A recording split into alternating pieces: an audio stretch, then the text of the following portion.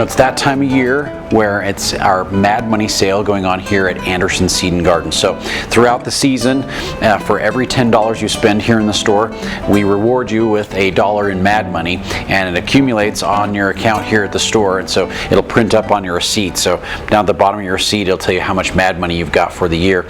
You can come in during our sale, which will be the 15th through the 20th of July, and anytime during that sale you can come in and you can spend your Mad Money just like cash for up to half of your purchase price. So let's say you have $20 accumulated in Mad Money. You can come in and say we've got a tree that's on sale and it's normally $60 and it's on sale for $40. You can also use $20 of your Mad Money towards that purchase, half of your purchase price and half your money, and you can get that tree that's on sale already for half price as well too. So you can use all that accumulated Mad Money right now during July. The sale will be the 15th through the 20th of July, or you can save it. You can use it at Christmas time, or you can use it during our bulb specials as well too. But our Mad Money sale coming up here at Anderson Seed and Garden, July 15th through 20th. It's time to come in and be rewarded for coming and spending some time and some money here at Anderson Seed and Garden.